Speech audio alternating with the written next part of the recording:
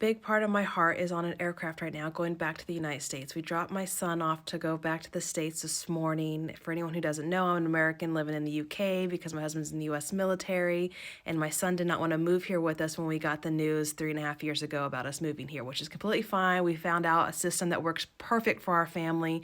I know it's not the norm for other people, but it works great. He's happy and thriving where he's at. But yes, it is really hard on me. I want to be a very selfish mother and be like, no, you're going to move with me, but I didn't want him to resent me. And I want him to have every opportunity that fits him for that what's best for his life and his future. So we have a great setup.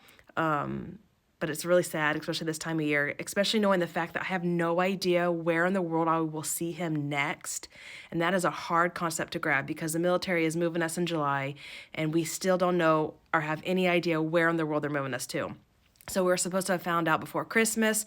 We checked the day that we thought it was supposed to drop. And then after that day, we were like, you know what, let's just get through the holidays just in case we get bad news and not ruin our last Christmas and New Year's here in the UK. So we have not looked yet. I think we'll look next week. But also a lot of people said that maybe because the government shutdown, things are not, falling on schedule. So everything's pushed back a little bit. There's people I've spoken to that have no idea where they're supposed to go. And they're even supposed to move before us and they still have no idea. Some families have even told me that they didn't find out till 3 weeks prior for them leaving the UK. So hopefully that's not the case for us. I am starting to think more of if we do get sent back to the States that I'll be okay with it because there's a lot of pros.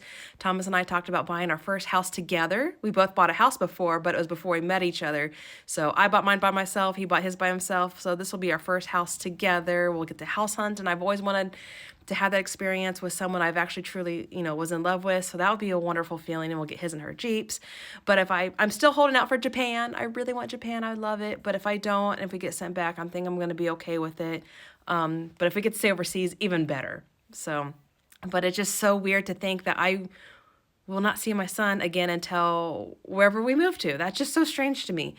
But yeah, so that's the update. I know it's not the update everybody wanted, but like I said, I didn't want to ruin the holidays and stress out because I was obsessing for like a good short week there of like where we're going to move to. So I thought this was just better if we didn't look until after the holidays since my son left. I'm taking all the Christmas stuff down to get today, so hopefully that will help me adjust. I spent all morning crying, that's why I look horrible, plus I only got 2 hours of sleep and we woke up at 4 and like took him to the airport, so that's been my day. So yeah, but there's the update. Hopefully I'll find out soon and let y'all know where in the world we're moving to because I'm ready to know too, trust me. But